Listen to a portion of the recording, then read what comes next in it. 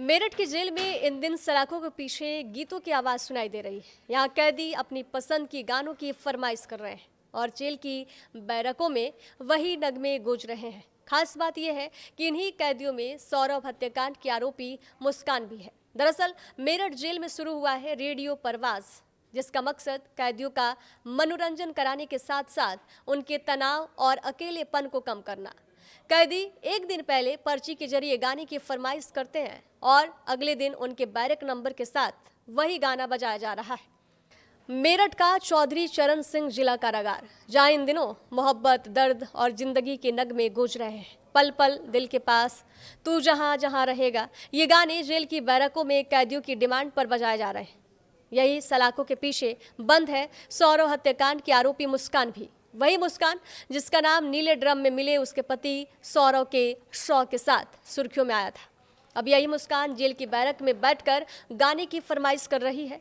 दरअसल इसी साल मई के महीने में शुरू हुए इस इंटरनल रेडियो का मकसद सिर्फ मनोरंजन ही नहीं, बल्कि जेल में बंद कैदियों के तनाव, अकेलेपन और मानसिक दबाव को कम करना भी है।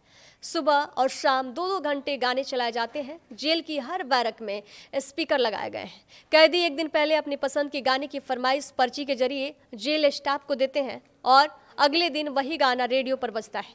फरमाइश करने वाले कैदी का नाम नहीं बताया जाता, सिर्फ बैरक नंबर का ऐलान होता है। जेल प्रशासन के मुताबिक सबसे ज़्यादा फरमाइश 70, 80 और 90 के दशक के प्यार और दर्द भरे गानों की आ रही है।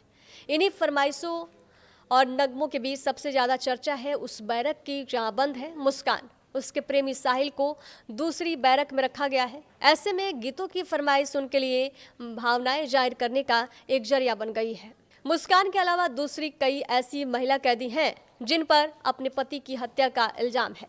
सभी को रेडियो परवाज के जरिए पसंदीदा गाना सुनाया जा रहा है। इन सभी की जिंदगी में अब जेल की दिनचर्या का हिस्सा है रेडियो परवाज, जहां हर कोई अपनी पसंद के गीत के जरिए मन का बोझ हल्का करता है।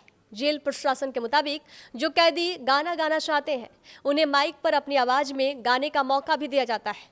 किसके गुनाह की क्या सजा होगी ये अदालत तय करेगा, लेकिन जेल के इन दीवारों के भीतर रेडियो परवाज अलग ही भूमिका निभा रहा है।